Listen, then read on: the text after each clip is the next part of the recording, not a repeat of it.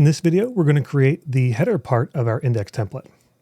So if we collapse a few of these sections over here in the tree view, we're going to collapse out the middle content part and open up the header. We can see we've got a few things going on here. We've got our site icon, we have a navigation menu, and if we look at the mobile view, we also have a drop-down button, and there's going to be navigation for mobile.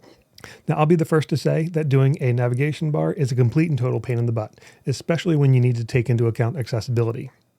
So for this theme, we're really just going to make sure that the things are functional, not going to worry about all the different pieces that we need to for accessibility concerns. We're also not going to mess around with submenus, and we're not going to mess around with panel-style mobile menus. I'm going to be creating a free YouTube series on how to create an accessible and mobile menu inside of Pinegrow, but including it in this course would just make it take way too long. After mapping it out, it looks like it's going to be over an hour's worth of content, and it just doesn't make sense to include it as part of this theme overview. So let's start with the easy part. First, we're going to do the logo, which should have a link.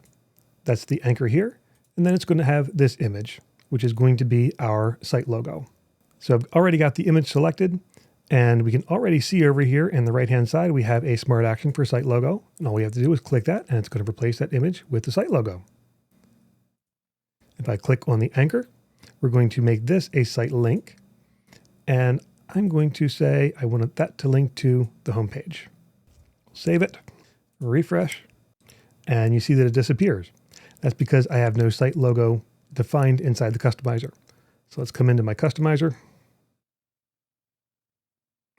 Site identity, select logo, and it looks like I don't have any of that in here, so let's upload files. And inside that assets folder are images, and I'm going to import a few of these images. So I want to import my logo and my favicon.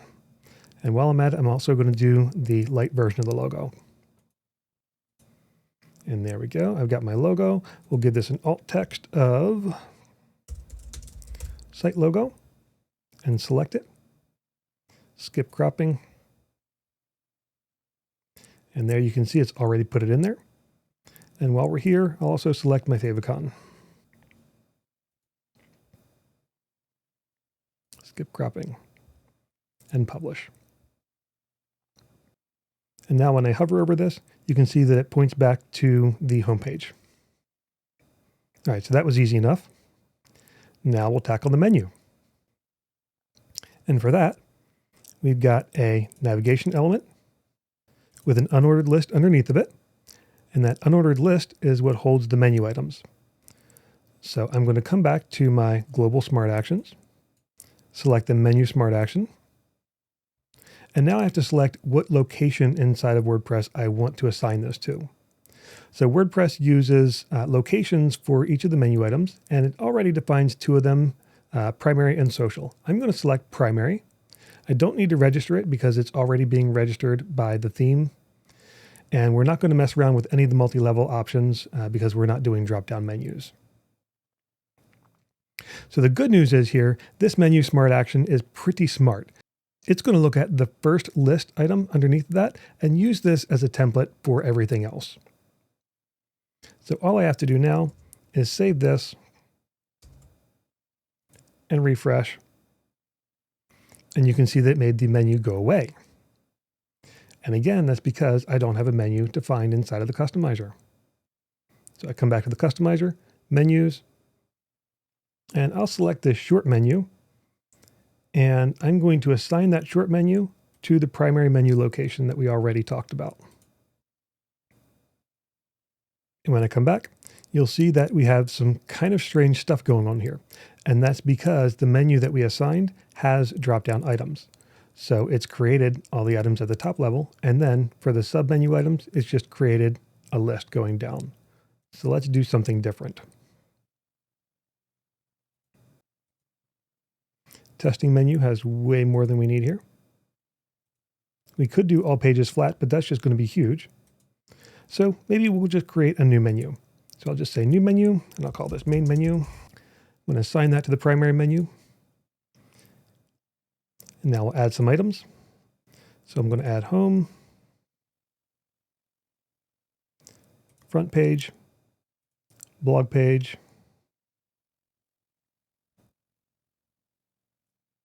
about the tests, and publish. And now you can see that those menu items have been created. So our home page goes to home, front page goes to a front page, a blog page goes to a blog, and about the tests goes to an about the test page. And again, because we only have the one index page listed, it's not showing them as it should for a normal content page. But don't worry, we'll get there. Now let's open up Developer Tools because you'll see that this menu is not responsive.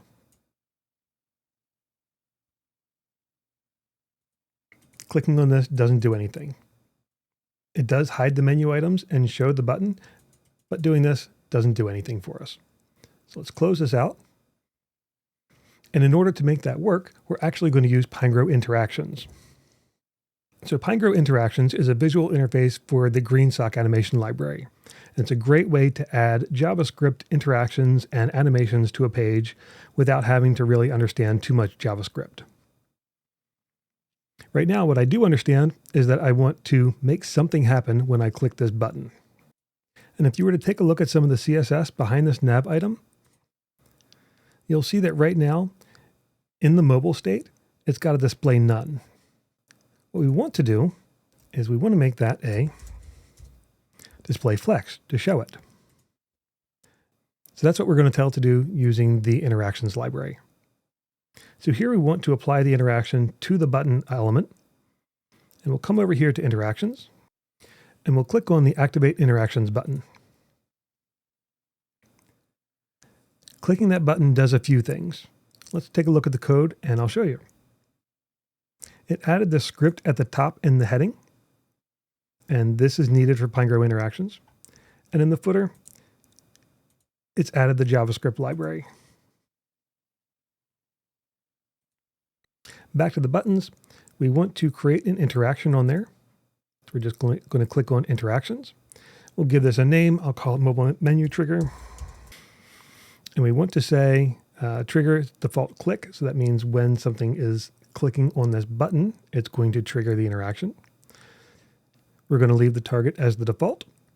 And for animation, we're going to say edit animation so that we can create a custom animation. If we were just making fancy animations for things, we could come in and select any of these presets. But for this purpose, we want to do custom animations. And that's going to open this animation panel here at the bottom. Now down here, we want to tell it what we're going to control. So we can select this. And unfortunately, because the nav element is not a child of the button, we can't select it from the list. But what we can do is say select on the page. And now it's opened up a thing for us to select the nav element and say done.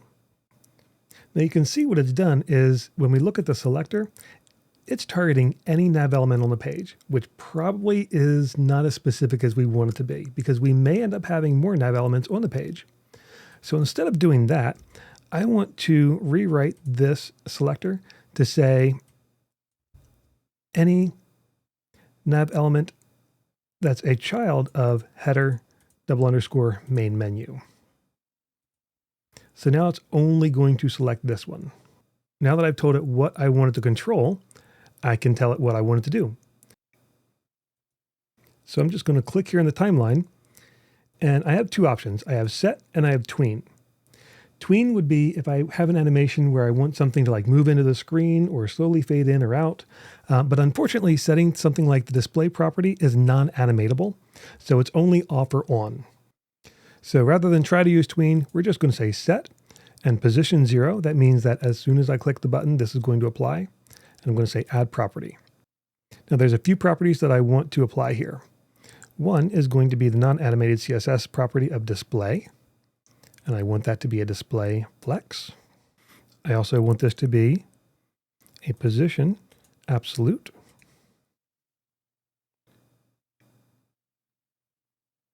I want it to be top of 4, right of 0. And I want to set the background color to be my white variable. So now when I run this animation, it creates it there. That's all well and good. I can click on that, but right now clicking on it more than once doesn't do anything. So what I want to do is come here to Advanced and say, alternate forward and reverse. Now I can click on it to open, and clicking again closes it. Open and close, open and close. All right, let's save this. When I click on it, it works. Again, this is not an accessible menu. It doesn't have any drop-downs. This is the bare bones of a menu to get something that can display and something that's usable in a mobile state. To make a real drop-down menu, you're going to want to look at something like this WAI ARIA disclosure navigation menu. And in here is an example of how it should be structured and all the attributes that need to happen and all the different things that happen when things are hovered over, when they're clicked on, when different states are there. It's all extremely complicated for something that seems like a tiny little element. Now, the next thing we're going to tackle is the footer, and there's a few things that we're going to be looking at down here. Number one, we've got another logo area, except this one is on a dark background, so we're going to want a light version of the logo. And in order to do that, we need to modify the customizer so that the users can put in their own light version of the logo. We're also going to create another template part for social icons. And again, we're going to add a customizer section for those so that the customer can put in their social links. We're going to do a custom function that grabs the year. And then we're going to use a widget area so that the customer can enter the company's contact information. So that's a lot going on in one little section. Let's start off by creating another page in here. So we already created this HTML page that handles parts. This time I want to create one that handles customizer. So for that, we're just going to right click, say add new page, plain HTML. I'm going to call this customizer.html. We'll open that up in the tree view. And I'm going to come over here to page settings and activate the WordPress actions for this. And again, I want to say, don't export this page. We'll come back to our course files, and in the starter folder, we'll go to customizer.html. And you'll see this is actually a pretty simple page, but I'm just going to grab the HTML from there. And we'll paste it straight in there. And really all it's doing is adding some sections with some divs. I probably could have done this the manual way, but why bother? So let's start with the site logo. And here I have a div. And not because I put in the HTML, it actually wiped my WordPress settings out of there. So I need to come back in here to page settings again and say, don't export this page. All right, now we can use this as a WordPress page. Now what we want to do here is we want to add a field inside the customizer that lets people upload a light version of the logo alongside the normal version of the logo and their favicon. So we want to put it in that same section. We just want to add a new field to it. So in order to do that, we'll come over to our WordPress theme builder and we'll go to Smart Actions. And here we're going to say Customizer Field. We'll give this a field ID of logo light, logo_light. And we'll say light logo is the label. Now the section that we want to use, we've got to use some of the predefined sections inside of WordPress. So you can go into the WordPress documentation site and get this. We're going to call it, it's going to be called title tagline. And we're going to edit the image.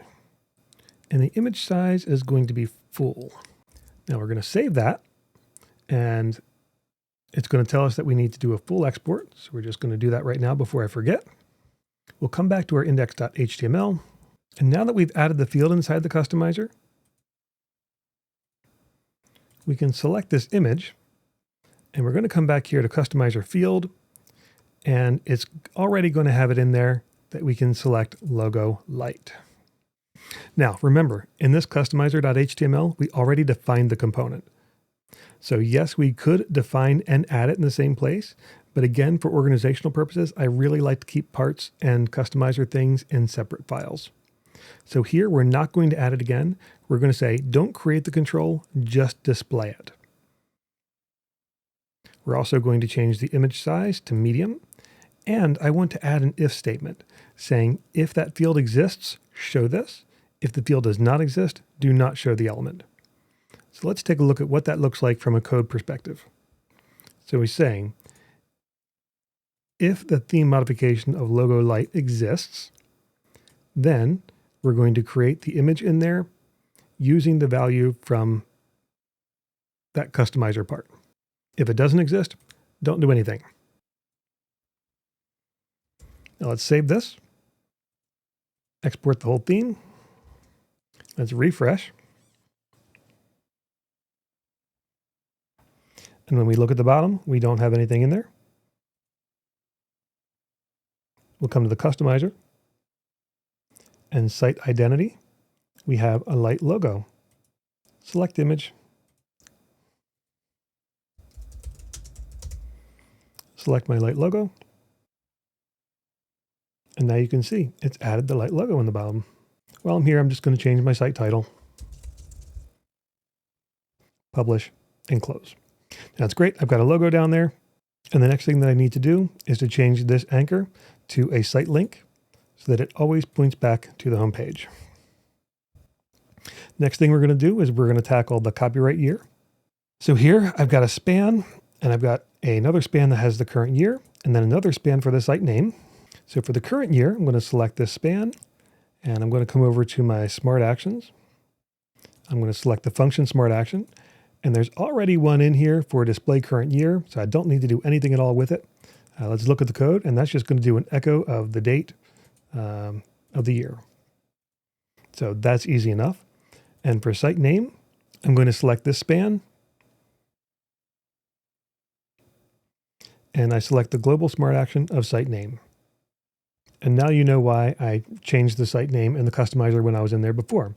So that this time, instead of saying copyright current year site name, when we refresh, it's going to say copyright the current year and the site name that we put inside the customizer. Now we still need to do our social icons and a widget area for the company contact information. Now our social icon bar is going to be a bit of a pain in the butt because we need to do a bunch of things. So first of all, I want to create a customizer section for those social links, and then I need to create fields for each of the social links that we're going to add. So first of all, I'm going to come in and we're going to say customizer section, section ID of social_links. And I'll give it a title of social links. Now I'm going to come down and create them for Facebook, Twitter, Instagram, YouTube, LinkedIn, and TikTok.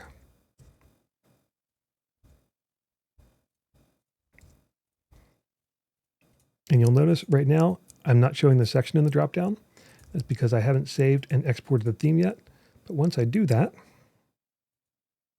I can just select that from the dropdown. And when I edit it, I don't want to change the background. I want to change the link. So now I'm going to have to repeat that Facebook link 5 times for all the other things into 5 different divs.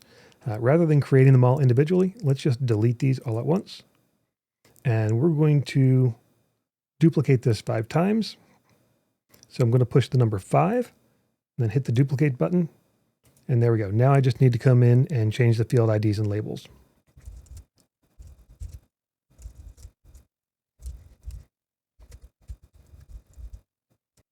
And save and export. So now when I refresh and open up my customizer, I've got areas for all those social links. I'm just going to fill one out right now. And I'll just put Facebook in there just as a placeholder, and you'll see why in a minute. Okay, so we've got the customizer part done there. Now we want to create the social icons. So I'll start by collapsing the sidebar section, open up my social icons section. And on this nav element, we're going to do a reusable template part. And I'm going to call this template parts social icons. And we're going to define the template part. Now for each of these anchors, we're going to do our customizer fields. So I've got this one, customizer field. I want to show Facebook link here.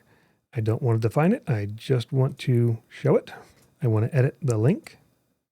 And I want to add an if statement so that if there's nothing in the customizer, it doesn't show. We'll do this for the others.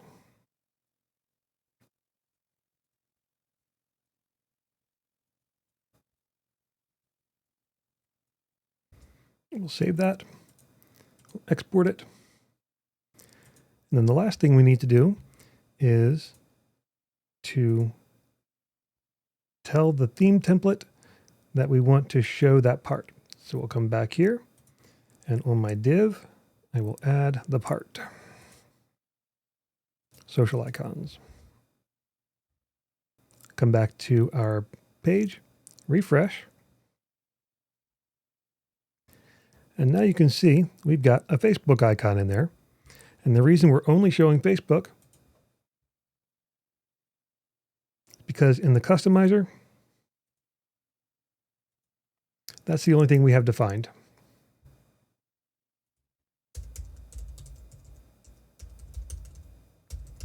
If we put them in, you can actually see as we're entering them, they show up down here.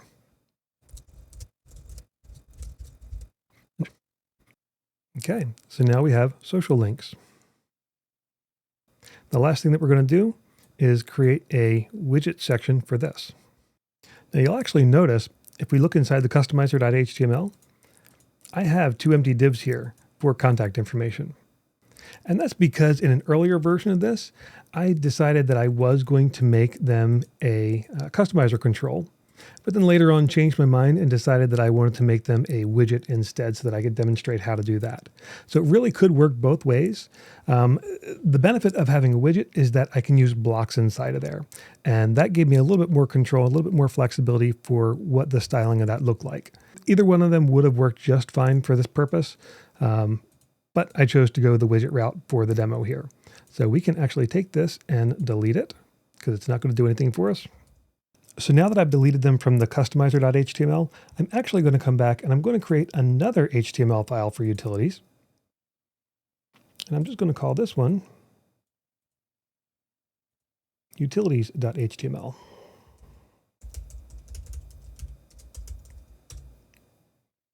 Again, however you choose to organize this really doesn't matter as much as just making sure that they are organized some way. So let's open up the code for utilities.html. And I'll come back to our course files and grab it, paste it in there. This should give you a little bit of a preview of what's to come. We're going to configure this page for WordPress by clicking Page Settings.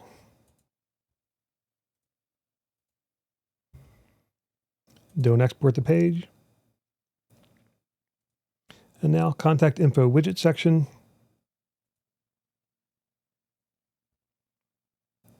I can just come over here and choose Sidebar.